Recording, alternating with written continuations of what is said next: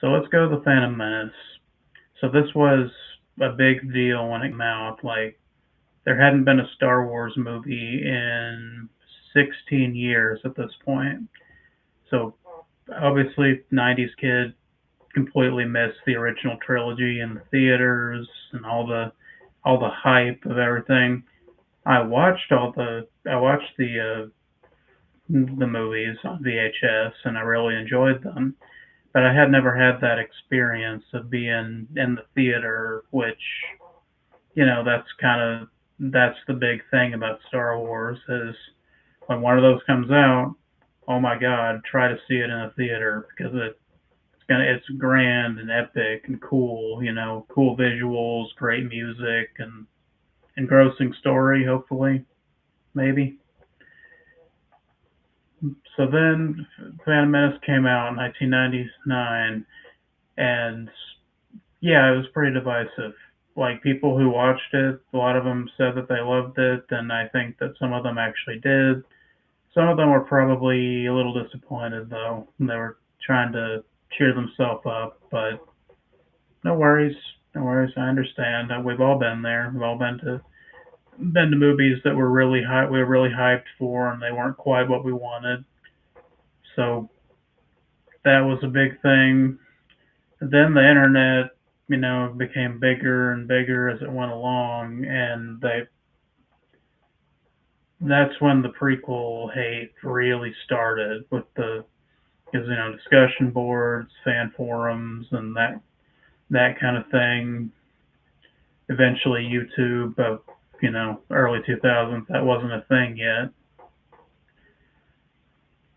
and it's a movie that's fascinating to me to look back on because it isn't like I don't think it's like a great Star Wars movie in my opinion, but I think it's not quite as bad as some people say it is.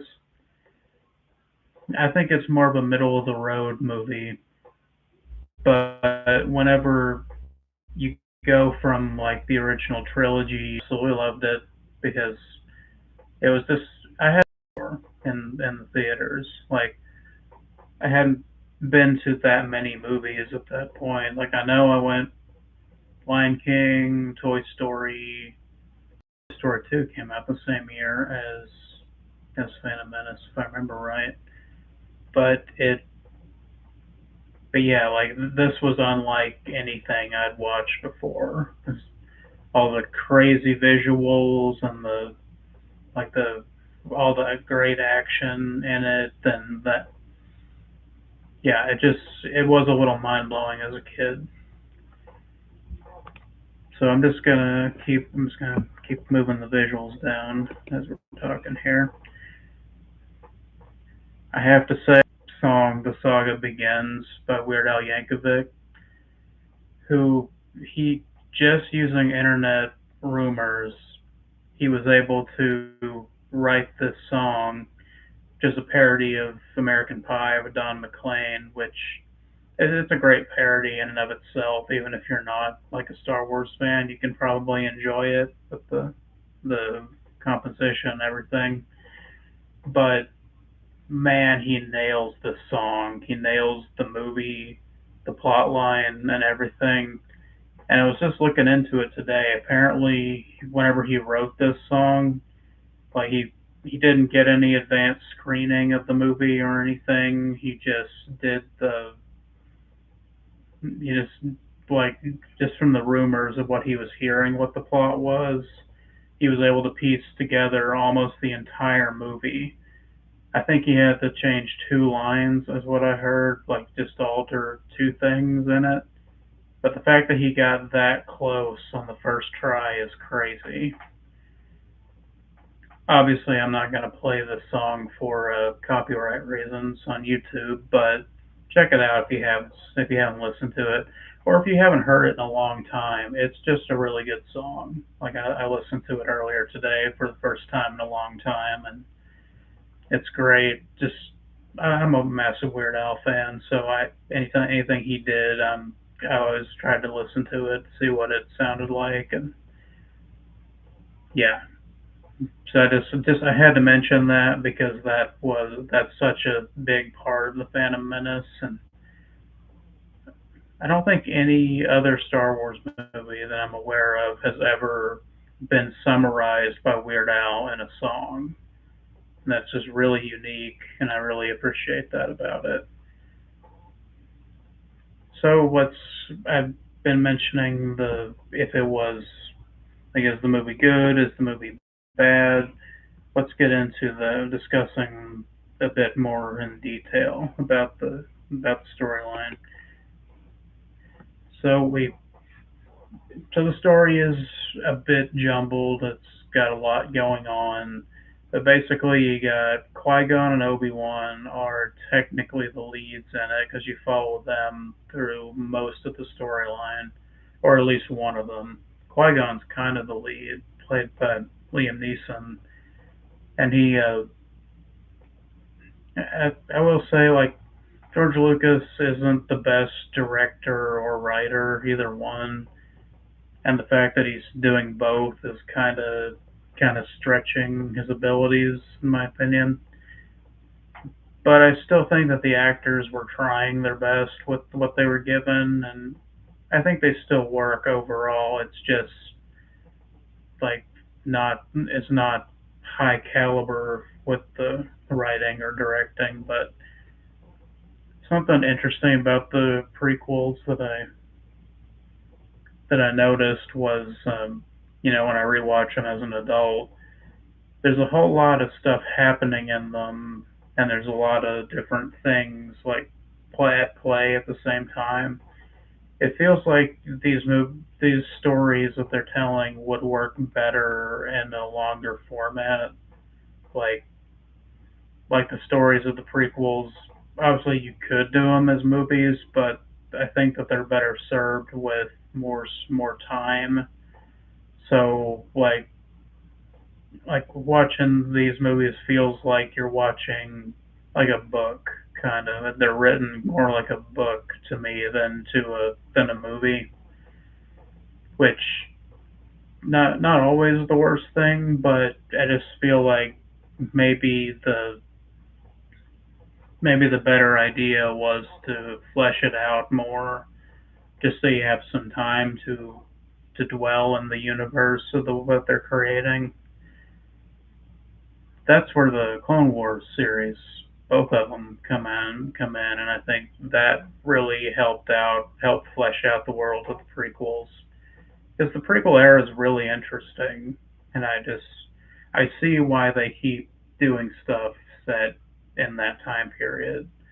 It's just that the movies that spawned all of the stuff aren't necessarily the greatest. But I'll keep going here.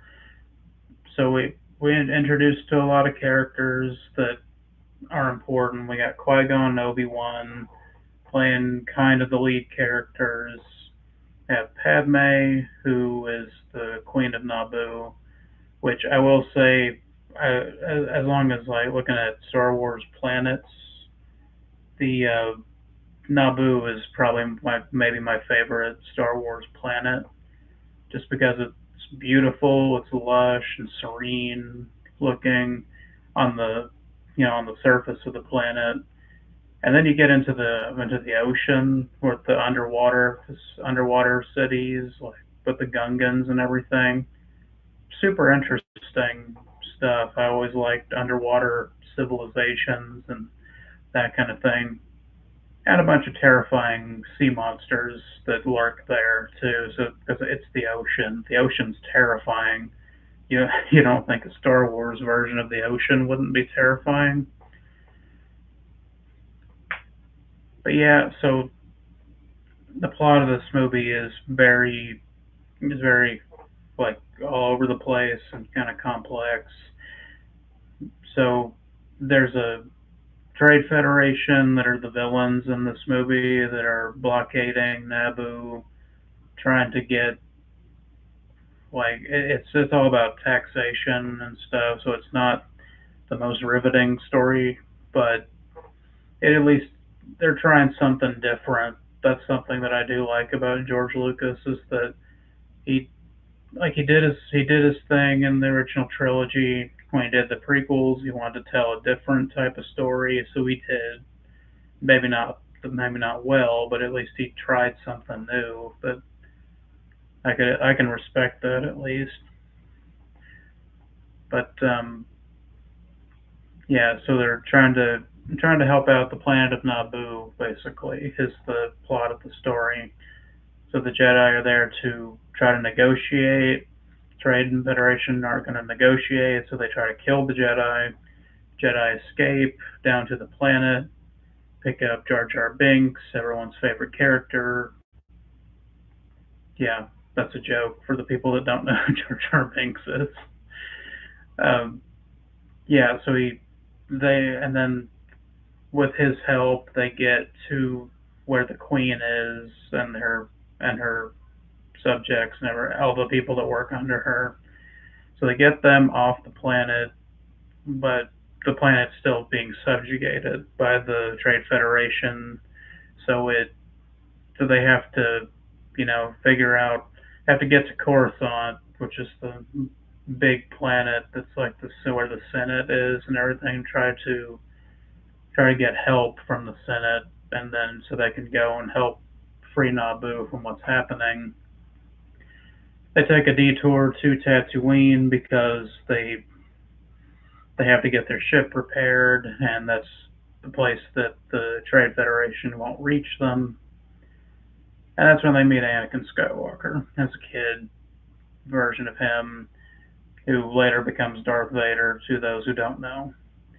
But I will say the whole like jumping from planet to planet in Star Wars, sometimes the plot lines, sometimes it works, sometimes it doesn't. When they go from Naboo to Tatooine, I think it works. I like the storyline on Tatooine with this young slave boy Anakin who they meet working in the basically the auto shop that are trying to get their ship fixed, and they and then that leads to this whole scheme to go to a pod race and bet on Anakin's freedom, basically, because Qui-Gon realizes, wait, this kid has the Force. He could make a great Jedi if given the opportunity. So I totally get where he's coming from there, and also seeing a little kid as a slave, and you actually get to know him as a person. You kind of want to help him out any way you can. That's probably the best way that Qui-Gon could help him out, is just to free him and offer him a new life. Then we get to the pod racing. Pod racing scene is one of the best scenes in the movie. Like I said, I really like the stuff on Naboo when they're going into the underwater stuff, and then the fight in the city. I like all that stuff. Tatooine's cool because it's cool to see Tatooine again. It wasn't overplayed yet at this point, and then just seeing a bit of the culture in that world was cool. I didn't know this until when I watched it on Disney Plus, because I watch movies with subtitles and when I can on streaming, because I'm old now, so I appreciate subtitles. I did not realize that a lot of the dialogue, like with Watto and Anakin and Sebulba, that they're speaking the Hutt's language, because it says on the subtitles that they're speaking in Huttese. I was like, oh, that's really cool. I didn't realize that the whole time. I knew they were speaking a foreign language, and you could see where they give you subtitles in the movie at least when possible, but they never say that. Like they never said that out loud what they were speaking. So I thought that's a really neat idea with the streaming version of it. Then you just get a little bit more backstory with the movie. So I appreciated that. Love the pod racing scene. Darth Maul was in this movie. He's introduced in it. He's the poster child of it. That's why everybody wanted to see the movie was Darth Maul. Doesn't get much screen time in it, but I do appreciate what they gave him. Like, he is menacing. He has a couple of cool lines when he's talking to Palpatine. That's about it. He's intimidating. He's got a cool lightsaber. So you don't like he's a simple character in the movie, and simple antagonist. So I appreciated him on that. He goes after the Queen and the ship. Ends up crossing sabers with Qui-Gon for a minute on their way off the planet, and then near miss. They like he was that close to getting them on Tatooine. So we get off of Tatooine. We have Anakin won the pod race. Spoiler. I mean, how else was it gonna have? How else was it gonna go? And they they get on to Coruscant, and this is where my issues with the movie really compound here. This segment of the movie is boring, and there's no way I can't not think that it's boring. It's visually very cool. I like the whole like planet that this giant city. It's very Blade Runner esque, and that's cool. I don't have a problem with that. Like, the aesthetics of it work. It's just we go to the Jedi Council, and there are a bunch of people sitting in a circle and talking, and then we go to Senate, a whole bunch of people in circles talking in a big circle, and then it's so much just dialogue which is important for the film, but I feel like they should have tried to make it more exciting visually. That's my main gripe with it. Is just you gotta mix it up a little bit than just it all being the same. That's my gripe with it. And if you cut down the Coruscant scenes, I think the movie's plot and the pacing and everything would pick up better.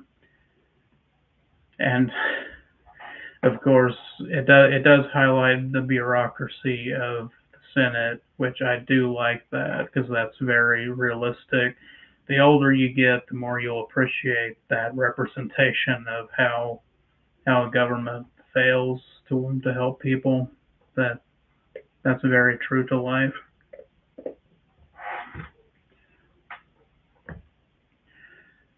But yeah, so they plead their case to to the Senate. The Senate is tied up with red tape, so they're not going to be able to help them in any near future. So Padme and all her people just say, let's just do it ourselves. Let's just go back to Naboo and try to take back the planet ourselves, which is cool. Like, that is kind of a cool theme.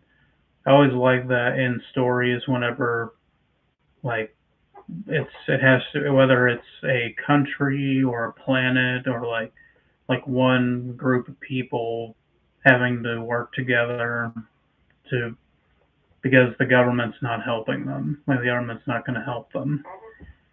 So I appreciate that. I mean, Godzilla minus one was one of my favorite movies a few years ago, and it has a similar idea where the government isn't going to help the Japanese people deal with the problem Godzilla.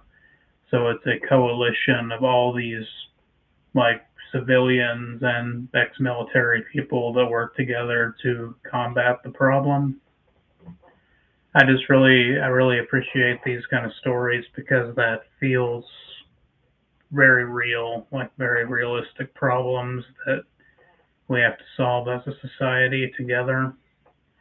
So even though it kind of makes the Coruscant sequence not entirely pointless, but almost, the stuff with Anakin and the Jedi Council, that's fine. Like, but the stuff with the Senate is just really frustrating. So you kind of just want to skip those scenes and just move on. So everybody goes back to Naboo, and then they have the big battle to take it back. And you know there's so much happening in the climax. It's actually kind of a problem, but I do enjoy each thing individually. It's just that it's cutting between four different things happening at the same time, so it's not the best idea because there's too much happening. But at least all the stuff that's there I enjoy on different for different reasons. So like you got the plot line with the Gungans. They team up with the Gungans, and now that they're on the planet again.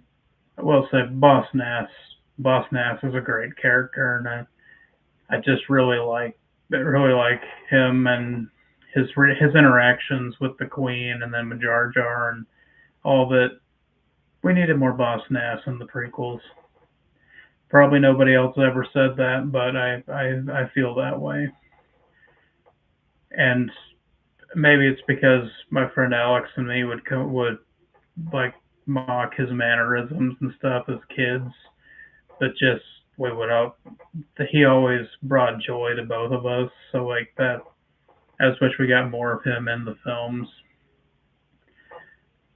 But anyway, so we got the four plot lines. We got the Gungans are mobilizing to attack the droids from one side, so the droid army will be distracted.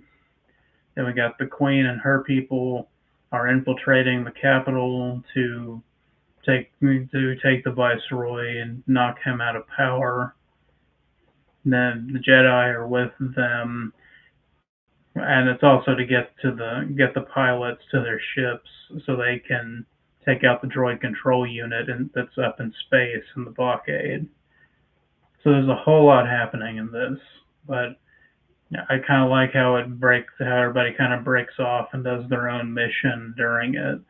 So you got the Gungans here. We got Padme and her people are fighting the droids, working their way up to the top of the Capitol building. And then Darth Maul reappears. We get the really cool fight scene with Darth Maul and the two Jedi are fighting. So that's happening. And then Anakin, that Qui-Gon had the infinite wisdom to bring a child to a war zone. But if he hadn't done that, Anakin wouldn't have gotten into the ship and started up. And he ends up helping this pilot save the day because he's a good pilot. He's very young, very inexperienced, but he's naturally very good with it. And it's cool to see him, you know, recently freed slave getting to help other people like break other people's oppression. It's a cool theme. I like that. I mean, I still think Anakin should have been a little older. Like Padme and him should have been both like teenagers instead of him being 9 and she being a teenager.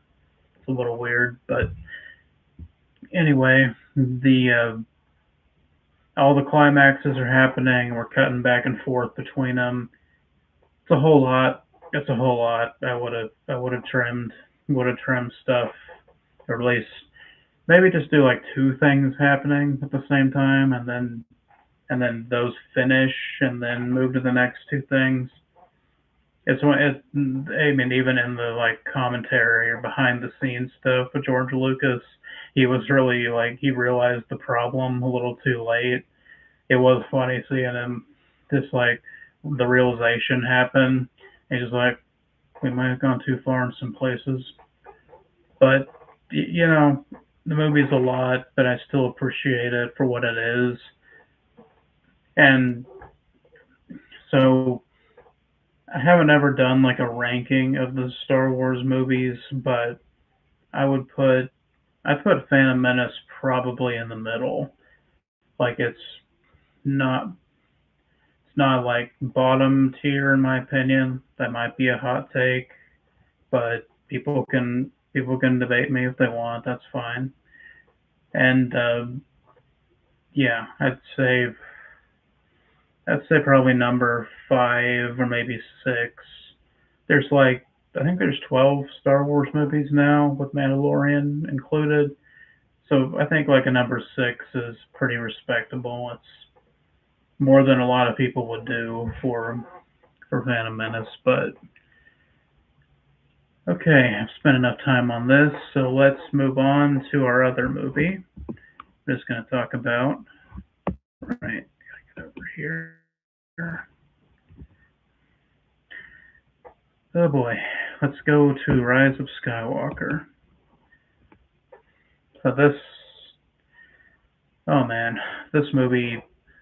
I did a rewatch of it this weekend with my nephew, Jade, who's been on the channel before, and I did edit together our commentary for the movie.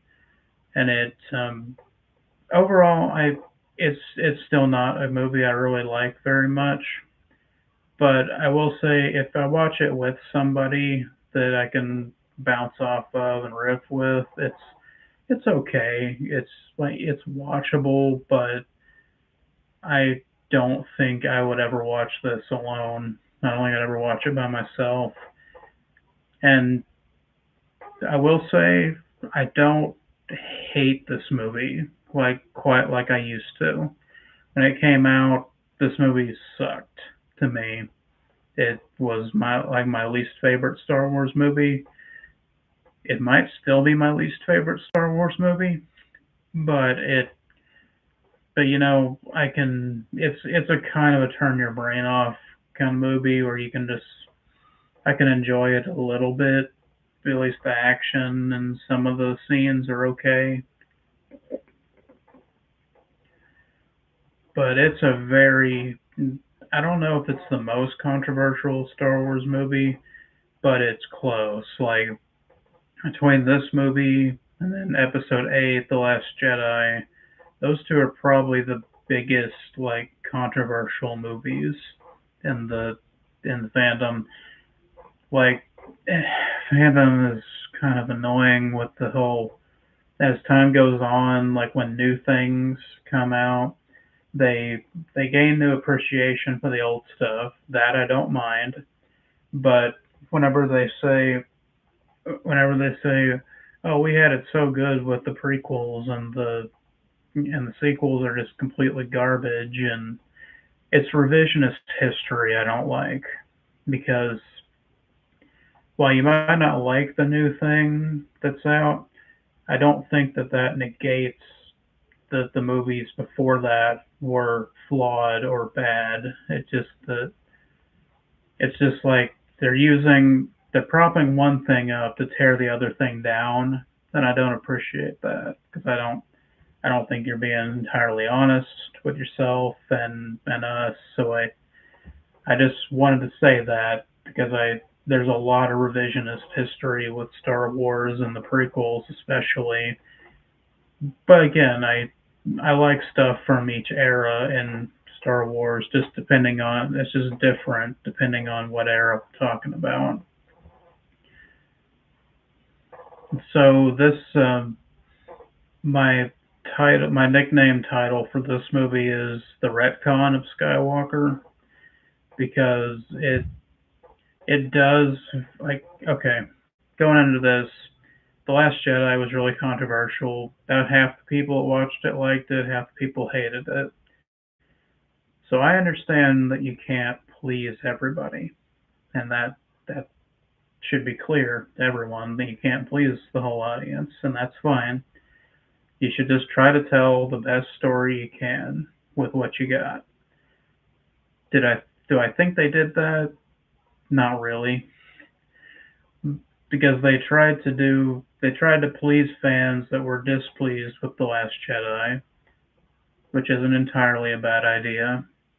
But they also tore a lot of the stuff that people liked in Last Jedi, a lot of the story decisions that were always going to be controversial no matter what. But I would respect it more if they stuck to their guns more, if it wasn't so wishy-washy between the movies. If they had planned out the trilogy the whole time going into it, maybe that would have fixed the problem. It still wouldn't have been perfect. It probably still would have been pretty flawed, but at least to be consistent, deeper than that, because it undid things. There's just so much that it throws at you. Feels almost like an alternate universe from the two before. Set up as the big bad in The Force Awakens. You you kill him off in Last Jedi. It's a real shocking, effective moment.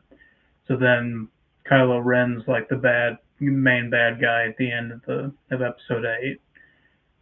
But then this one, they decide to make Palpatine come back, as you can see on screen now, and more powerful than ever, and the big bad again.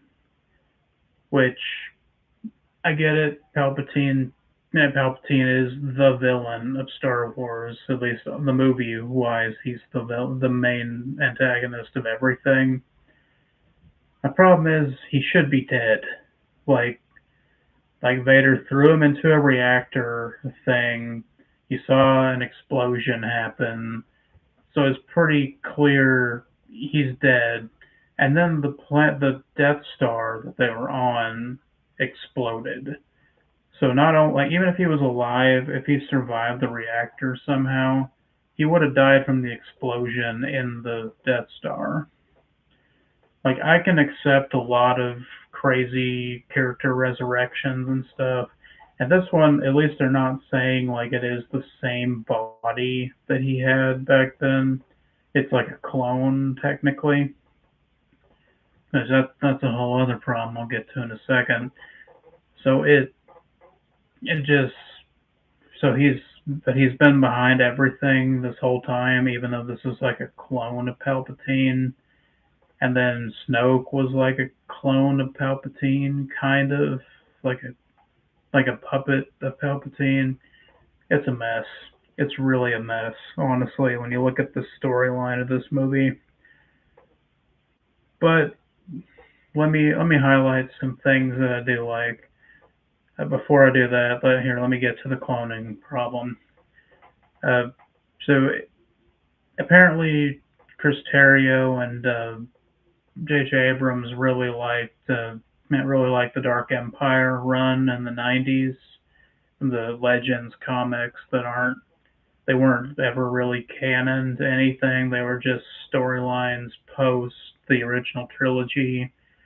But this one, it's about Palpatine cloning himself to try to take over again late years later after he died. It's like, okay, it's not a I don't think it's a great story at all, in my opinion. But this movie is trying to do Dark Empire, but still kind of floundering that idea because it wasn't set up right. So like you didn't like if you're gonna do Dark Empire, you got to do that like from the beginning. Yeah, you can't just introduce this entire plot in one movie. It's a mess. I guess like I was saying earlier, but let's get to the stuff I do like about it. The well, one last thing, then I'll get to that. The fetch quest nature of the plot of this movie, I just don't like that because they gotta get a thing to find another thing to get to Palpatine, which is just that's so annoying because it's just like, and this happens, and then this happens, and then this happens in the storytelling, and it just it's not a way that I would want a story to be told, especially not this story.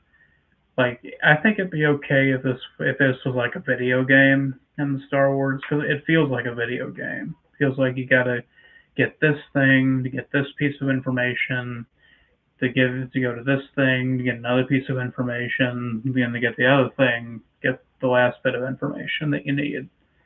It just I think it's kind of annoying as a film to do that. So I'll just say that, and then we'll move on to the rest of it. Move on to something that I actually do kind of like. First of all, the when the full power Palpatine, like power Thor that he uses in the climax, actually kind of cool. Like it's the sequel trilogy. So the way some of it works is it's like they took the original trilogy and made it bigger, louder, and dumber. That's what this movie feels like. It's just you took Return of the Jedi, but you made it bigger, louder, and dumber. And this, it, and while I enjoy this, I will say the watching it in theater, when he lights up his fingers and does that, there's a bass boost to the score. So funny. That was such like that wasn't I don't think meant to be funny, but it was very funny because it sounded like a meme sound effect that they put into an actual movie.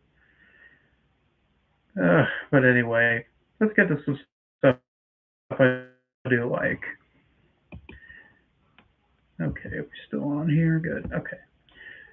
Okay, so we have Rey and Kylo Ren.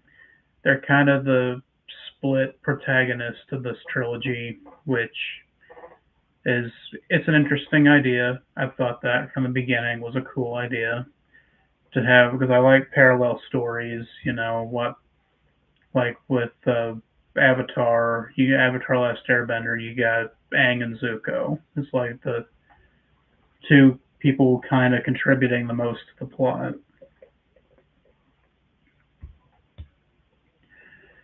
I just think it's cool that when you have a perspective of a hero and then a perspective of a villain, that they're both given about the same screen time.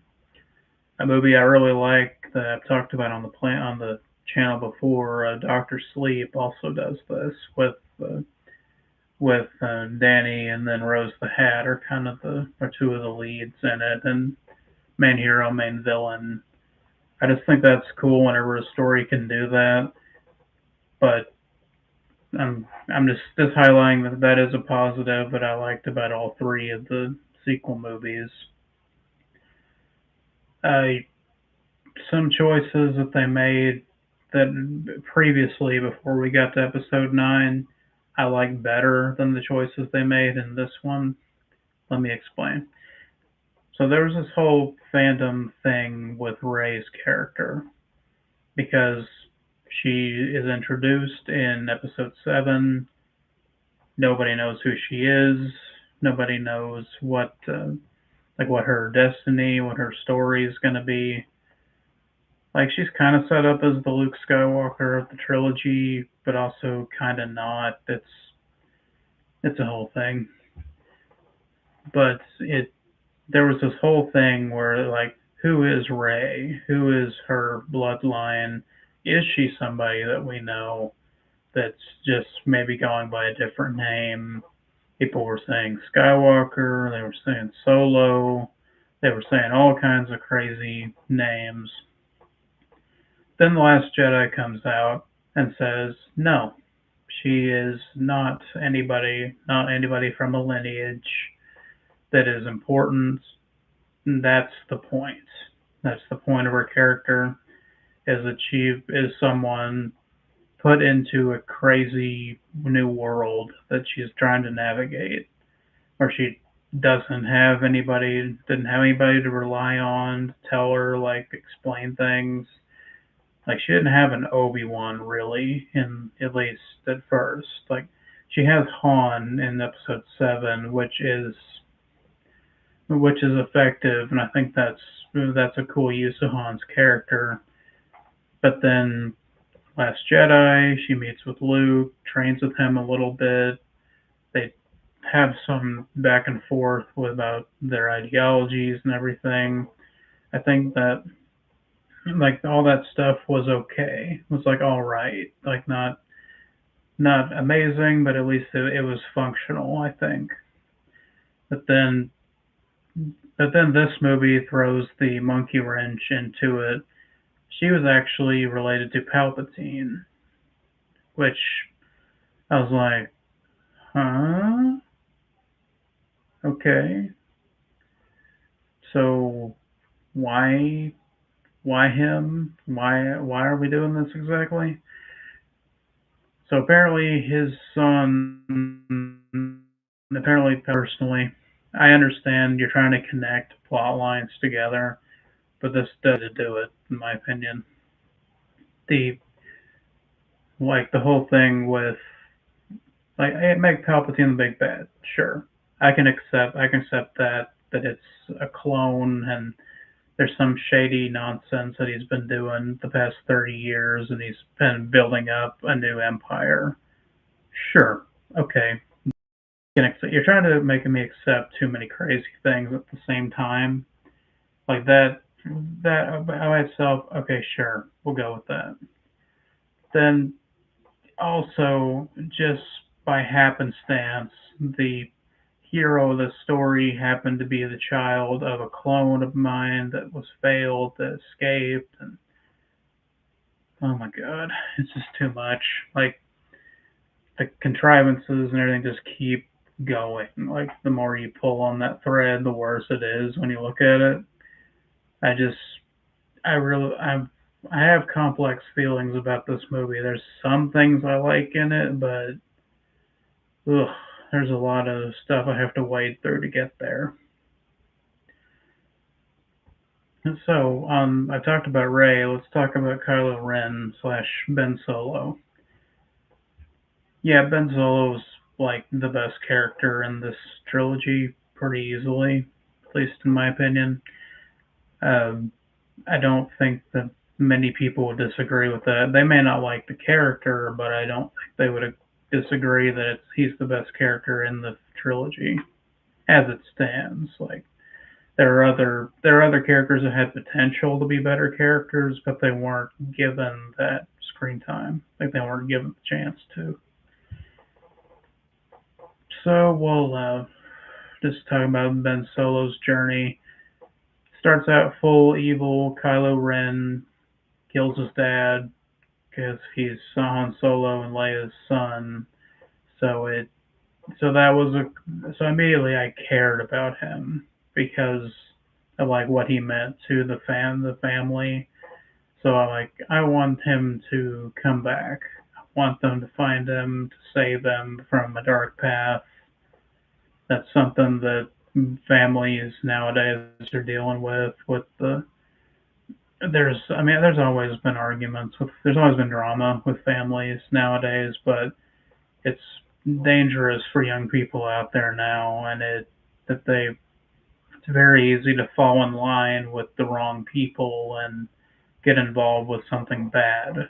So I think his story is pretty relevant to the modern era, and just like try to watch out for your kids, for your family, to not let them make a big mistake and ruin everything.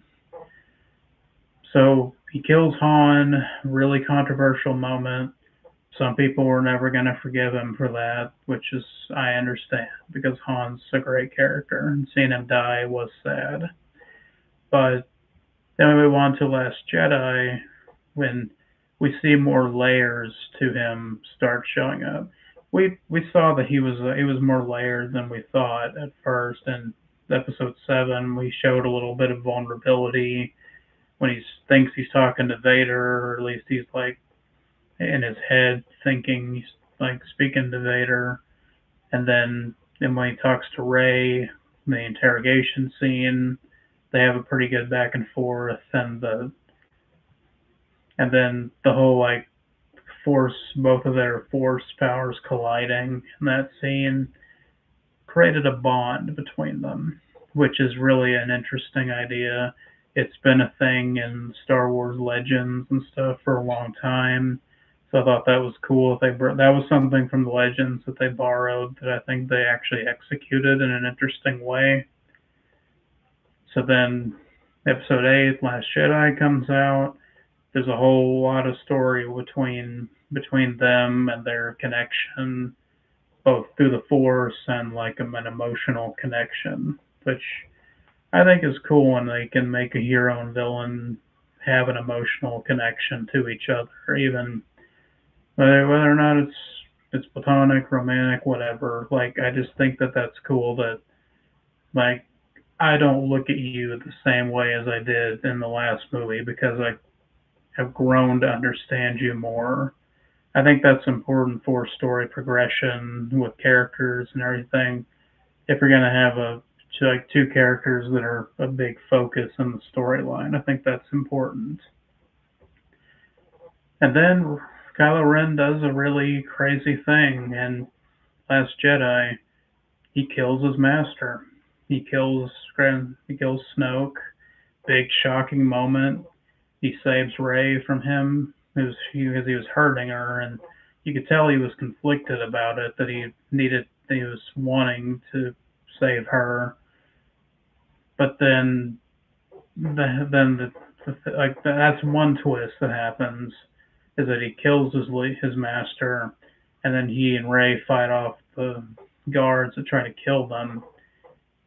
But then another twist happens, and which is interesting that they actually like, oh wait, even though they work together for that one scene, they're still opposed ideologically. Like Kylo Ren wants to use the First Order. He wants to rule the First Order now that he's taken out main his main boss. Now he wants to be in charge. And then Rey doesn't want that for him. She wants him to come to leave with her. And I think that's a cool conflict. I think it's interesting that just because we team up once doesn't mean that we're gonna be on the same side necessarily. But I swear I'm getting to Rise of Skywalker. Don't worry about it. This is all important stuff. So then we get like they're separate, even though they understand each other better at the end of episode 8. They're still on opposite sides. Go to episode 9. They're they still they don't really discount the stuff in episode 8 with them. I think they understood that people resonated with that, so they still got the Force connection where they can talk to each other. Skyping, as they were calling it back when this was coming out. Man, Skype is dead now. That's crazy. Anyway, they they continue the connection. They do more and more with it as this movie goes on, which is cool. Like the first one, first time you see in Last Jedi, you see the water like go from where Rey is at. She's by the ocean and gets sprayed with water, and then Ben gets touched by the water, some like through the Force. But this movie, they cranked it up more and more as the movie goes on, where they're actually having like a Force battle, like a lightsaber battle at one point, where they're in two different locations, yet they're like blades are connecting and everything, and they're like cutting the environment around each other.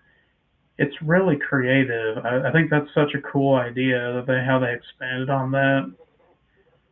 And then eventually they get to the big fight on the remains of the Death Star.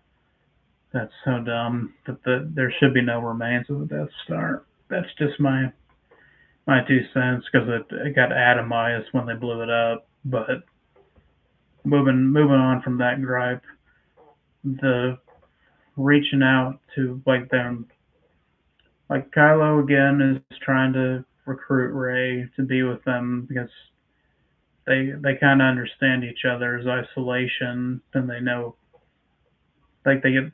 I just like it when two characters get each other. They get each other. Like they understand they both have similar feelings and they are trying to get it, you know, get someone who understands them on their side. So then, I haven't even talked about Leia yet. Holy shit. Okay. So Leia, the real life, kind of interfered with this trilogy when we lost Carrie Fisher, and she was able to do Last Jedi, but they didn't. They weren't able to have her for Episode 9. But what they did was they used existing footage that was deleted from the previous movies and just stitching it awkwardly into this movie. I it's creepy to me that to use a dead person like that. I mean, it's better than the deep faking that they've been doing in Star Wars, but it's not much better. Anyways, Leia reaches out to Ben finally because she's dying at this point from an injury she got in Episode 8. That's a nice bit of continuity. I did appreciate that detail. But it was kind of a written excuse to not do much with Leia physically in the movie. But it reaches out to Ben, and then during the fight, he was about to like finish off Ray in the fight. So I was like, okay, at least it showed that he could beat Ray, because people were thinking that he couldn't, even from Episode 7, because he technically lost that duel, even though he was fighting two people while he was badly injured and was bleeding out in the snow. That's the people seem to ignore that fact. The fact he was able to fight two people given in that bad condition is crazy to me. So I and then Last Jedi, they don't even really ever fight with lightsabers and anything. So that's different. That movie was just a different thing altogether. This one, they have a rematch with lightsabers, and even though it starts out kind of on even footing, Kylo Ren like eventually gets the better of her in the fight, and he's about to finish her off, and then Leia reaches out to him. That's kind of cool. I like that they at least gave him a connection to Leia, so it wasn't all for naught. But then Rey stabs him, and they're still during the fight, and then heals him. That's another thing that they throw at you in this movie is force healing, which is a thing in Legends, so I'm not entirely mad that they included it. But yeah, it's kind of a game breaking thing once you introduce it. It's only because their connection, like they're a dyad in the Force, is what they call it, where they it's because of that they're able to like heal and pass things to each other in the Force and all these crazy abilities because they're two powerful Force users connected through the Force. So it's like one person kind of has the powers of two, which is a crazy concept. I'm kind of okay with it, but as long as it's not like a thing they keep doing, then that's fine. If it's like a one in a million shot, sure, that's fine. But yeah, that they have a she heals his wound, both the lightsaber wound that she just gave him, and then the lightsaber wound on his face that she gave him in the first movie.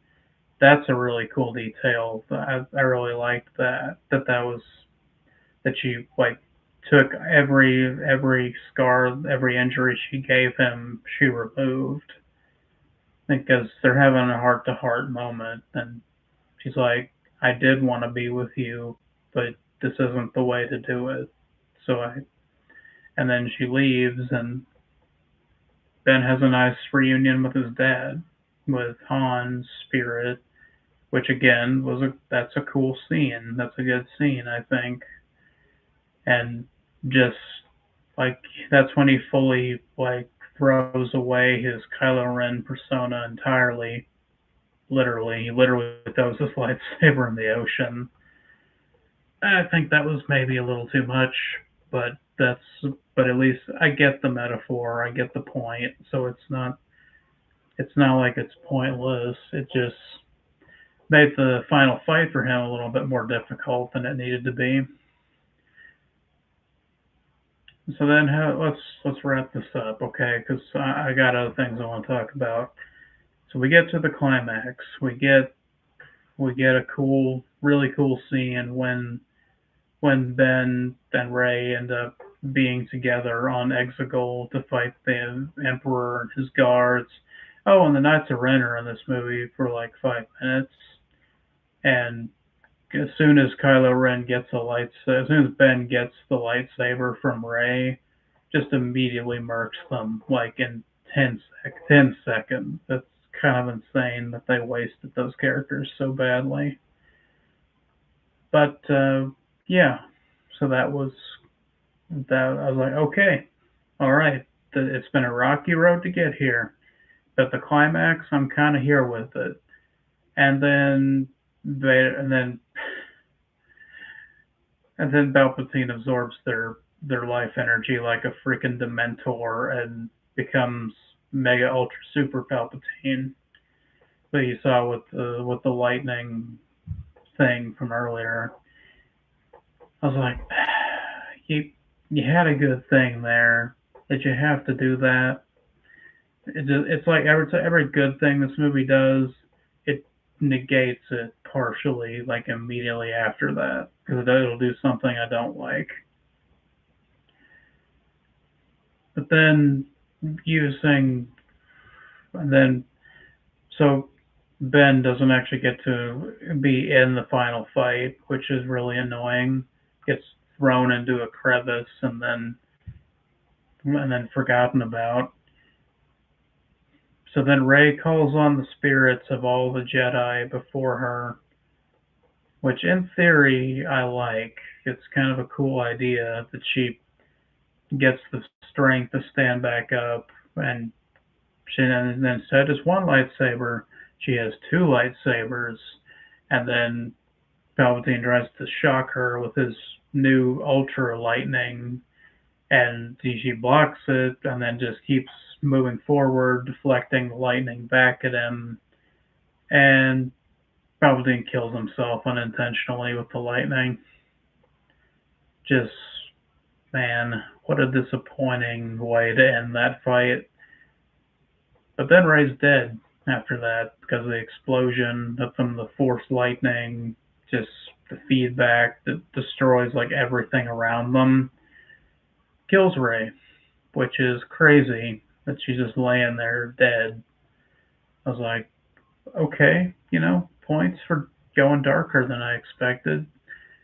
And then Ben comes back out of the crevice. So I was like, oh, okay, I see what we're doing. And then he picks her up and he does what she did for him earlier and heals her, gives her life force back. I was like, okay, cool. This is a cool setup and payoff. Fine, that's good. And then they have a little kiss, and he dies. Great, great. So what was the point of doing that? So what was the point of like he just gave his life and now she lives, but he has to die? That's my biggest gripe with the movie is there's many gripes I have with this film, but killing Ben Solo, I will never forgive you for that. That was such a stupid idea. And I know that would have been a controversial choice too. That's a damned if you do, damned if you don't situation, but keeping him alive was the better idea, I think, because there are ways you could make that work. You could have him go into exile, but then him and Ray still being emotionally close, so he's not alone. He's just exiled from the galaxy, but not gone. Yeah, they're still trying. They're gonna try and fix that. Apparently, they're doing that Ray movie, and then the Hunt for Ben Solo, which they canceled, which I understand why they. I think I understand kind of why they did that, but I'm still not happy about it that they canceled that movie. I think that they're incorporating ideas. I think they released the idea of the hunt for Ben Solo so people to gauge the interest of people. And now that they realize, oh, people actually like this idea, now I think they're going to rework the Rey movie and include that some of that story into her story. Which, if they do that, that's cool. I still don't like Rise of Skywalker though. Like it doesn't fix this movie because this movie caused the problem. And then if they do that, then it might fix it. But again, the problem wouldn't have existed if this movie had just done that other decision. Anyway, I'm tired of talking about Rise of Skywalker, so let's move on. Let's move on to something a little bit more fun because y'all been in the trenches with me for these two movies that are pretty divisive and you know somebody would say terrible. I I would say I would say episode 9 is terrible in my opinion, but it so let me know what you guys think. Which one is better, which is worse, like Phantom Menace or Rise of Skywalker. I will share with my research for the movie, like the feelings about both movies, talking to my coworkers and then talking to movies, but I could watch Phantom Menace a week. That makes me a little bit strange. I understand, but that's just me. And Rise of Skywalker, I was struggling to get through, so Jade helped me out. So I appreciate that to you, nephew. Um, and then with the poll results from the Star Wars Star Wars Cantina on Reddit, who I shared it with, they there was about 400 people that voted, and a little over 300 said Phantom Menace. So that clearly is the I think the better movie according to fans. But they also noted I had a lot of good feedback in the comments about the like this is a awful choice to have to choose between these two because they are regarded as some of the worst Star Wars movies. But like it's kind of interesting they have opposite issues with each other. They like like the Rise of Skywalker is a better directed movie, it's a better acted movie, but the story is so bad. Like it's so butchered that it kind of doesn't matter about the effects and everything. And then Phantom Menace, while it was groundbreaking for its time. Some of the stuff is dated, but I will say overall it mostly still works. It's just that the writing and acting, because of George Lucas, weren't the best. So I think that the Phantom Menace has a good story, but the way it's executed is not very good. So it's a more interesting story because it's not just a reheated version of something that we've seen in Return of the Jedi or Legends comic series. So point goes to Phantom Menace in my opinion. If you disagree with that, then let me know. Just leave me a comment or whatever.